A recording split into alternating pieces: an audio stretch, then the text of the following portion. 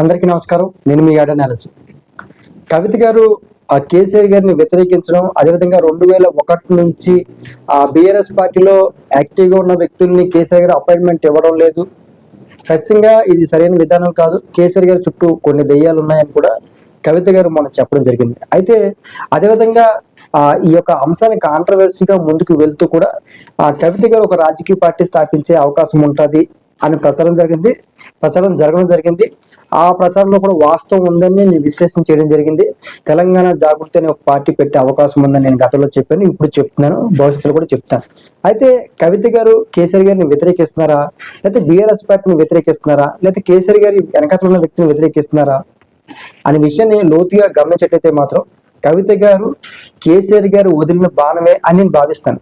కవిత గారు కేసీఆర్ గారు వదిలిన బాణమే నేను భావిస్తాను. ఎందుకంటే రాజకీయ పరంగా అనేక అంశాలు, అంటే ఈ యొక్క ఏదైతే అంశం ఉందో, గత నెల రోజులు జరుగుతున్న అంశాలు ఏదైతే వీటన్ని పరిశీలించిన తర్వాత కవిత గారిని కేసీఆర్ గారు వదిలిన బాణమే అని చెప్పి నేను భావిస్తున్నాను. మిగతా వాళ్ళు భావిస్తున్నారా లేదనేది నాకు తెలియదు, కానీ నేనైతే ఖచ్చితంగా భావిస్తున్నాను.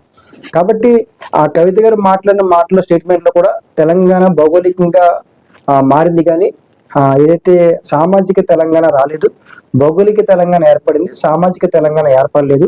సామాజిక తెలంగాణ కోసం తాను పోరాడతానని చెప్పి కూడా కవిత గారు చెప్పడం జరిగింది. అంటే ఖచ్చితంగా ఎవరైతే సామాజిక పరంగా వెనుకబడి ఉన్నారో ఎస్సీ, ఎస్సీ, బీసీలు వీళ్ళందరి కోసం కూడా ఒక రాజకీయ పార్టీని స్థాపించే అవకాశం ఉంది.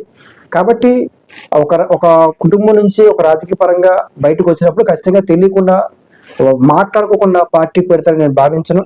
కేసీఆర్ గారి గతంలో చేసిన అనేక రాజకీయ వ్యూహాలు పరిశీలించిన తర్వాత ఖచ్చితంగా కవిత గారిని కేసీఆర్ గారు వదిలిన బాణమే నేను భావిస్తాను. కాబట్టి చాలా మందికి కన్ఫ్యూజన్ ఉంటుంది, కవిత గారు బీఆర్ఎస్ మీద తిరుగుబాటు చేస్తారా, కేసీఆర్ గారి మీద తిరుగుబాటు చేస్తారా, లేకపోతే తెలంగాణలో పార్టీ పెట్టి హంగామా సృష్టిస్తారా. పార్టీ పెట్టే అవకాశం ఉంటుంది. కేసీఆర్ గారు వదిలిన బాణమే కవిత. కాబట్టి కవిత గారు కేసీఆర్ గారు వదిలిన బాణమే అని నేను భావిస్తాను. కాబట్టి ఖచ్చితంగా కవిత గారు పార్టీ పెట్టే అవకాశం ఉంటుంది, ఉండే అవకాశాలు ఉన్నాయి. తెలంగాణ జాగృతి అనే పార్టీ పెట్టే అవకాశం ఉంటుంది. ఇంకో లేదా తెలంగాణ అంశం మాత్రం ఖచ్చితంగా తెలంగాణ అనే పదం గతంలో కూడా ఎందుకు పార్టీ పెడతారని కూడా వివరించడం జరిగింది. కాబట్టి తెలంగాణ జాగృతి సమితి అనే పార్టీ పెట్టే అవకాశం ఉంటుంది. కాబట్టి ఖచ్చితంగా కవిత గారు ఇంకేదేదో అని చెప్పి చాలా మంది అనుమానాలు పడుతున్నారు. కాబట్టి ఖచ్చితంగా కేసీఆర్ గారు వదిలిన బాణమే కవిత, అందులో ఎటువంటి సందేహం లేదు. ఖచ్చితంగా రాజకీయ పరంగా బీఆర్ఎస్ పార్టీ ఒక జాతీయ పార్టీ లాగా ఉంది. కాబట్టి తెలంగాణలో ఇంకో ప్రాంతీయ పార్టీకి అవకాశం ఇవ్వకుండా కవిత గారి చేత ఒక పార్టీ పెట్టించే అవకాశం ఉంటుంది. ఇది ప్రాంతీయ అంశాల మీద పోరాటం చేసే అవకాశం ఉంటుంది. కాబట్టి ప్రాంతీయ పార్టీ, జాతీయ పార్టీ రెండింటిని కూడా కేసీఆర్ గారే నడిపించే అవకాశం ఉంటుంది. ఈ రెండు పార్టీలు కూడా కేసీఆర్ గారి వ్యూహాలు రచించే అవకాశం కూడా ఉంటుంది. Thank you.